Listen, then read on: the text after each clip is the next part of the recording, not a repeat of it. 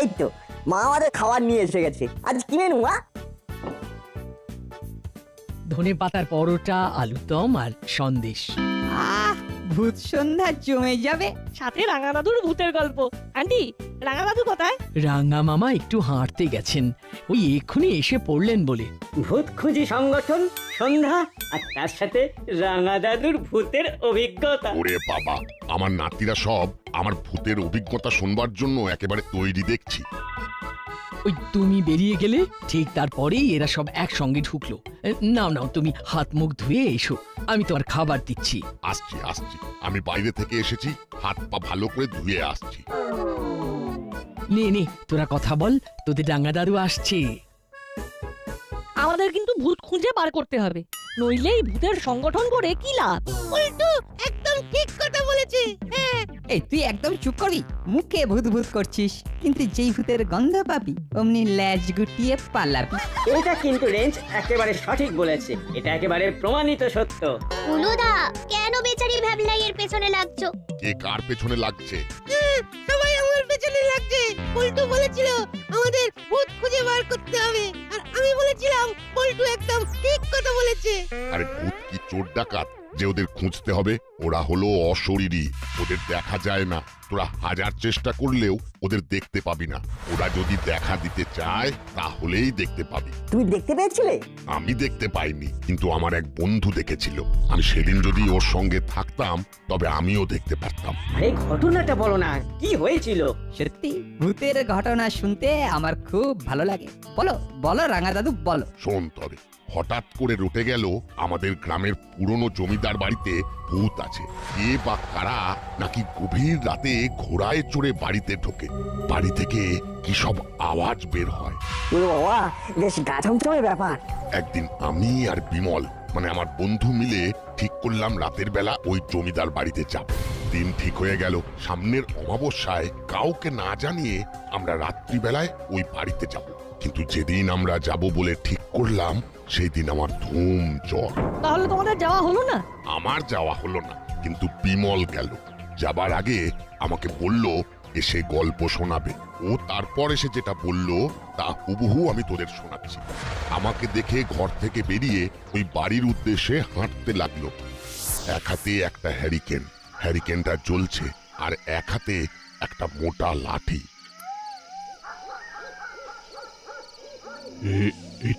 এই তো জমিদার বাড়ি। এবার আমার ভূত খোঁজা শুরু। দেখি দেখি কে আসে আর কে কাঁদে। বিমল এগিয়ে চলে। জমিদার বাড়ির গেটের কাছে পৌঁছতেই বিশাল গেটটা আপনা থেকেই খুলে যায়। কি হলো? আমি তো গেটে হাতও ছোঁয়াইনি, গেটটা খুলে গেল। বিমল খোলা গেটের মধ্যে দিয়ে জমিদার বাড়ির দিকে এগিয়ে গেল। তখন অন্ধকার নেমেছে। বিমল হাতের হ্যারিকেনটার আলোটা বাড়ায়।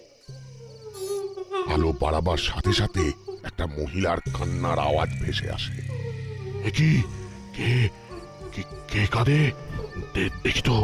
দেখি তো একটু এগিয়ে। হ্যাঁ, কান্নার শব্দটা উপরের দিক থেকে আসছে। বিমল কান্নার শব্দ অনুসরণ করতে করতে এগিয়ে যায়। কান্নার শব্দ বাড়তে থাকে। তার মানে উপরের কোনো এক জায়গা থেকে কান্নাটা আসছে। আরে এখানে কে? আমার ফার্নিশে খেয়ে দাঁড়িয়ে, একটু এগুলোই তো পড়ে যাবে। এই যে শুনছেন, এদিকে সরে আসুন, পড়ে যাবেন। হ্যারিকেনের অল্প আলোয় দেখা যায় একটা মেয়ে দাঁড়িয়ে আছে। বিমল চিৎকার করতে করতে এগিয়ে যায়। আপনি ওখান থেকে সরে আসুন, প্লিজ। দিদি, আপনি ওইখান থেকে সরে আসুন। কে তুমি? আমাদের খুঁজতে এসেছিস? আয় আয় বাঁচাও, বাঁচাও, বাঁচাও, বাঁচাও, বাঁচাও, বাঁচাও, বাঁচাও। আমাদের খুঁজছিস? আমরা আছি, আমরা ইচ্ছা হলে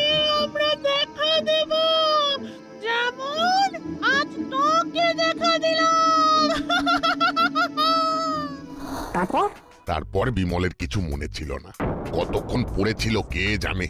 তারপর একজন মানুষ তাকে গেটের ধারে ওইভাবে পড়ে থাকতে দেখে ওকে উদ্ধার করে। ওরে বাবা কি ভয়ঙ্কর ব্যাপার স্যাপার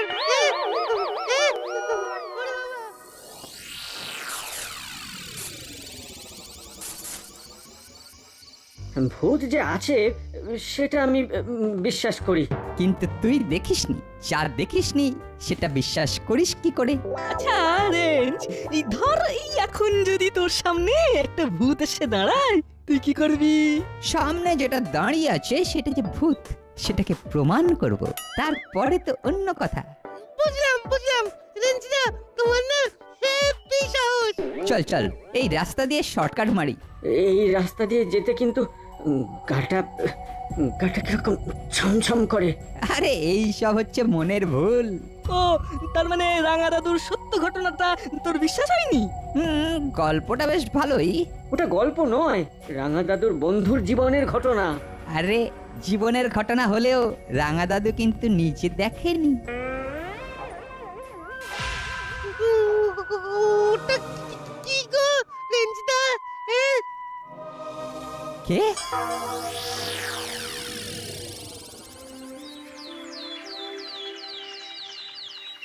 আমরা স্পষ্ট দেখলাম একটা লম্বা মানুষ। এত লম্বা কোনো মানুষ হয় না। সবটাই পেছন থেকে দেখলে? হ্যাঁ, পেছন থেকেই। অনেকেই কিন্তু ওই লম্বা মানুষটাকে দেখেছে। এই তো বাজার করছি, শুনলাম কর্মকর্তা বাবুও বলছে তার বাড়ির সামনে দিয়ে তিনি কাউকে যেতে দেখেছেন। তাহলে চল, আমরা তো ভূত খুঁজি। ওটা ভূত আমি কনফার্ম, আমি চোখে দেখে তারপর এই সিদ্ধান্তে পৌঁছেছি। তাহলে চলো আজ থেকেই ভূত খুঁজবো। ভূত আর নতুন করে কি খুঁজবি, তোরাই তো এক একটা ভূত। হ্যাঁ, আমরা ভূত। আমাদের এক্ষুনি বেরোতে হবে। আগে খাবি তারপর যাবি, মনে থাকবে? মনে থাকবে। তোরা গল্প কর, আমাকে তো অফিস যেতে হবে। তারপর কি হলো সেটা রাতে এসে জানবো। ভূত খুঁজির দল তাদের আসর বসিয়েছে। হ্যাঁ দাদু, আমরা সবাই এসে গেছি। তুমি ছিলে না, তাই আসরও জমছে না। শুনলাম নাকি একটা লম্বা কাউকে দেখা গেছে। আমরা সবাই দেখেছি দাদু, ওটা ভূত না হয়ে যায় না। খাওয়া হয়ে গেলে আমরা বের হবো। রাঙা দাদু, তুমিও আমাদের সাথে যাবে তো? ভূতটাকে কোথায় দেখা গেছে? আমাদের বাড়ি যাওয়ার রাস্তার মুখটাতে। ওইখান থেকে জলার রাস্তায় যাওয়া যায়। তার মানে তুই বলতে চাইছিস ভূতকে খুঁজতে এখন আমরা জলার কাছে যাব? ভূতেদের সাইকোলজি কি জানিস? ওরা ফাঁকা জায়গা পছন্দ করে। ভাঙা পুরনো বাড়ি, পোড়ো বাড়ি, এই সব জায়গাতেই ভূত থাকতে ভালোবাসে। রাঙা মামা, নাও নাও, এদের সঙ্গে তুমিও খেয়ে নাও। দে ভাগ্নি, খেয়ে এদের সাথে ভূত খুঁজতে যেতে হবে। সত্যি তুমি পারো বটে।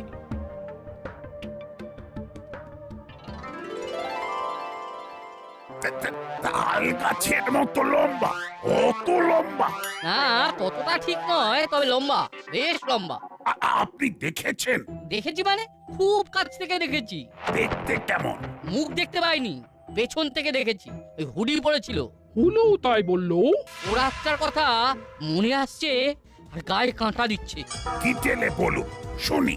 কাল রাতে খুব গুমোট ছিল, গরমে ঘুম আসছিল না, তাই ঘাড়ে মুখে জল দিয়ে জানলার কাছে গেলাম। কে? ওরে বাবা, কি লম্বা, এ কি মানুষ! কি গো, এই গরমে আবার জানলা বন্ধ করলে কেন?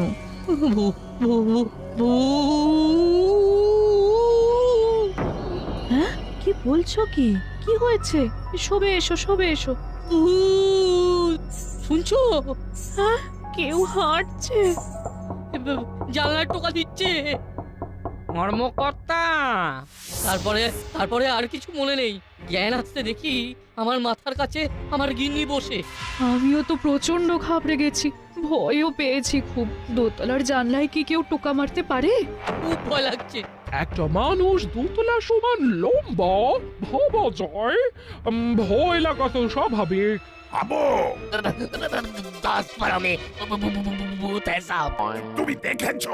नहीं साहब, हमने नहीं देखा। আমিও কিছু দেখিনি, আর কিছু না দেখলে আমি কিছুই বিশ্বাস করি না, বুঝেছ? হাতে 5ই মঙ্গলবার, বুঝেছো? তার মানে আপনি ভাবছেন আমি মিথ্যে কথা বলছি? আমি সাক্ষী আছি বড় বাবু, আমি শুনেছি। আর আর আমি দেখেছি। বাবা, আপনারা যে যার বাড়ি যান। আজ থেকে হাবুটা হল দেবে। साहब वो घर में वो छोटा छोटा वो 4 लड़की है साहब। वो हम मर जाएगा तो वो संसार कैसे चलेगा साहब? চুপ!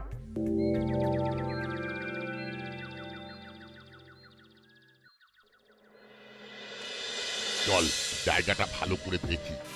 আচ্ছা রাঙা দাদু, এই ভাঙা বাড়িতে যে ভূত আছে সেটা বুঝবো কি করে? এমনিতে তো বোঝা যায় না, অনুভব করা যায়। আমার এইরকম একটা ঘটনার কথা মনে আছে। ও আবার ঘটনা? বাবা বাবা বলো বলো, আমাদের তো আর তর সইছে না। চলো ভাঙা বাড়ির কাছে বসে তোমার ভৌতিক অভিজ্ঞতা শুনবো। সেই ভালো। বাবা কিরকম ছমছমে পরিবেশ। ভ্যাবলাই, তোর সাহসের স্টক কি শেষ? বেচারির পেছনে আর লেগো না, আমরা তো সবাই আছি। তোর ছমছমে লাগছে কেন? জায়গাটা খুব নিরিবিলি কিন্তু। একটা পাখি একটানা ডেকে চলেছে, এছাড়া আর কোনো শব্দ নেই। চল এইখানে বসি। নাও রাঙা দাদু, শুরু করো। কিছুদিন আগের কথা, আমি আমার এক বন্ধুর বাড়িতে গিয়েছিলাম। ট্রেন থেকে যখন নামলাম তখন রাত হয়ে গেছে। ট্রেন থেকে নেমে আমার বন্ধুর বাড়ি অনেক দূর। প্ল্যাটফর্মের বাইরে এসে দেখলাম যোগাযোগের কিছুই নেই। আমাকে একা দাঁড়িয়ে থাকতে দেখে স্টেশন মাস্টার এগিয়ে এসে আমাকে জিজ্ঞেস করলো, মশাই কোথায় যাবেন? আমি ভেজাগ্রাম যাব। এখানে তো অটো টোটো থাকে, আজ তো কিছুই নেই। ভেজাগ্রাম? সে তো অনেক দূর। রাতের শেষ গাড়িতে তো প্যাসেঞ্জার হয় না, তাই কোনো যানবাহন থাকে না। লোকাল 2-1 যারা শেষ ট্রেনে আসে তারা সব হেঁটেই চলে যায়। তাহলে কি করব? খুব বিপদে পড়ে গেলাম। আপনাকে একটা কথা বলবো? বলুন। যদি কিছু মনে না করেন, আপনি এই রাতটুকুর জন্য আমার ঘরে বিশ্রাম নিতে পারেন। কাছেই আমার বাড়ি, যেখানে আমি ভাড়া থাকি। তাহলে তো ভালোই হলো, আমি আপনার সাথে আপনার বাড়িতে রাতটা কাটিয়ে নেব। তাহলে একটু অপেক্ষা করুন, আমি সবকিছু গুছিয়ে আসছি। 2 মিনিট লাগবে। ঠিক আছে। তারপর রাঙা দাদু? স্টেশন মাস্টার চলে গেলেন। আমি দাঁড়িয়ে অপেক্ষা করছি। হঠাৎ মনে হলো কে যেন আমার পাশে এসে দাঁড়ালো। তার নিঃশ্বাস আমার শরীরে পড়ছে। আমি চমকে উঠে তাকালাম, কাউকে দেখতে পেলাম না। হঠাৎ দেখি প্রবল শব্দ করে হুইসেল দিতে দিতে একটা এক্সপ্রেস ট্রেন আসছে। কিন্তু ওই যে স্টেশন মাস্টার বললেন লাস্ট ট্রেন চলে গেছে। আশ্চর্য! স্টেশন মাস্টার বললেন শেষ গাড়ি চলে গেছে, আর এখন গাড়ি নেই। তাহলে এটা কি?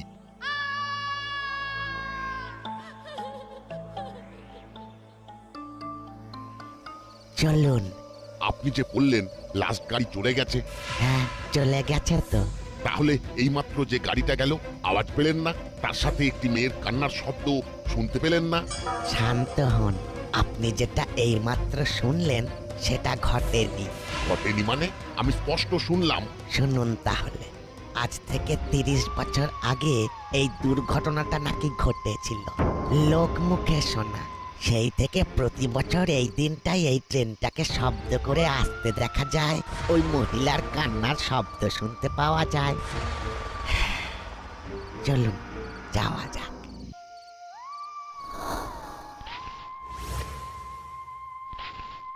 ভূত আছে সেটা আমি বিশ্বাস করি। সে তোদের প্রফেসর আঙ্কেল কি বললো তাতে আমার কিছু যায় আসে না। প্রফেসর আঙ্কেল বলেন ভূত বলে কিছু নেই, সব কিছু মনের ভুল। তোদের প্রফেসর আঙ্কেলের কথা আমি মেনে নিতে পারতাম, কিন্তু আমার নিজের চোখে দেখা আর নিজের কানে শোনা ঘটনাটাকে আমি কিভাবে অবিশ্বাস করি? রাঙা দাদু, চলো ভাঙা বাড়িতে ঢুকি। হ্যাঁ চলো। না বল্টু, এই ঘরেই কিছু একটা আছে। সত্যি বলছো?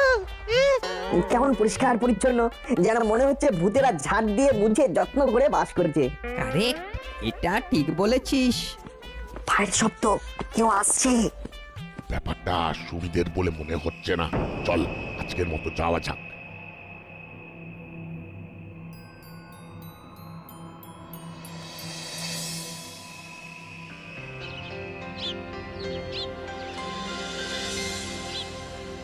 আমি আর বল্টু স্পষ্ট দেখেছি একজোড়া জুতো পরা পায়ের ছাপ।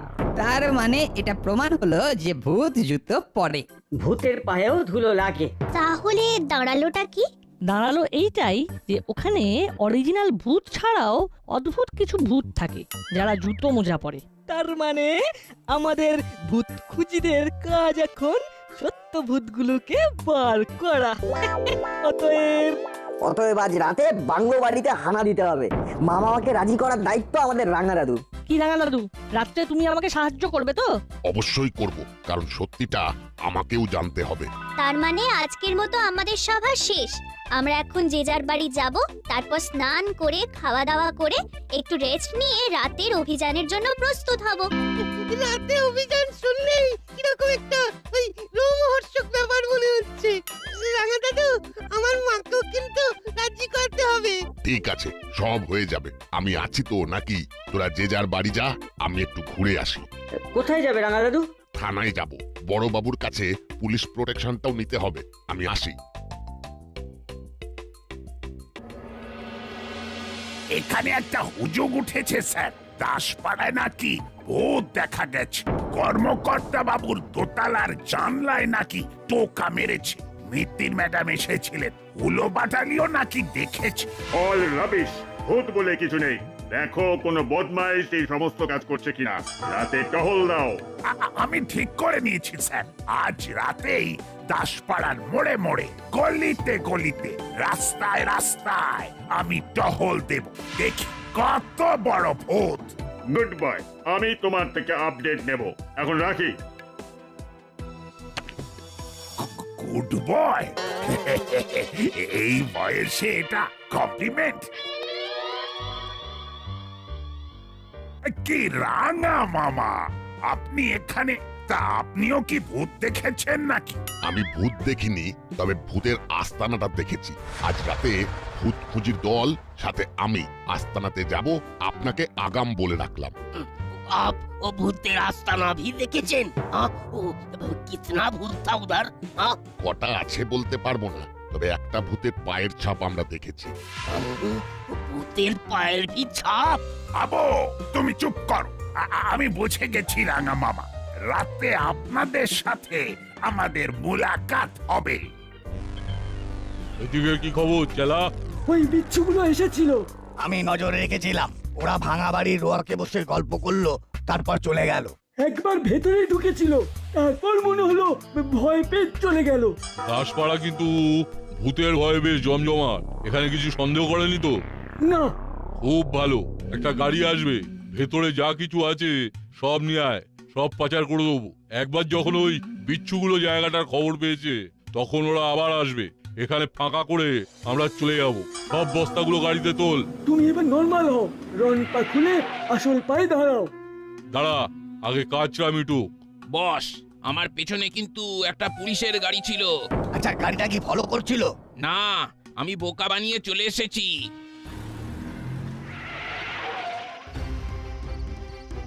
বড়বাবু, গাড়িটা কিন্তু ওইদিকে গেছে। আমরা এইদিকেই যাব। ওই দেখ, ওরা তো টর্চ জ্বালিয়ে রেখে আমাদের সুবিধে করে দিয়েছে। আমরা বাঘের মতো নিঃশব্দে যাব, তারপর জ্যান্ত ভূতগুলোকে খপ করে ধরবো। सब ये सब वो भूत प्रेत के संग वो खेल तमाशा मत कीजिए साहब। হাবু, তুমি তোমার মুখটা একটু বন্ধ রাখবে। আমরা কোনো ভূত প্রেত ধরতে যাচ্ছি না, কতগুলো বদমাইশকে ধরতে যাচ্ছি, যারা ভূতের ভয় দেখিয়ে খারাপ কিছু করতে চাইছে। साहब ওগুলো ভূত প্রেত না আছে? तब तो कोई मुश्किल नहीं साहब। हाँ चलिए।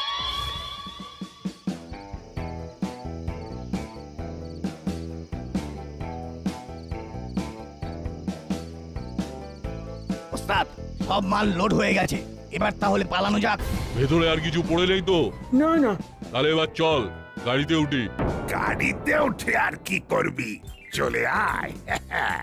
আমি তো ভাবতেই পারিনি তোদের সাথে আবার দেখা হবে। আবার প্রমাণিত হলো পৃথিবী গোল। কি বল বল্টু? ঠিক গোল না, কমলা লেবুর মতো উপর আর নিচের দিকটা একটু চ্যাপ্টা।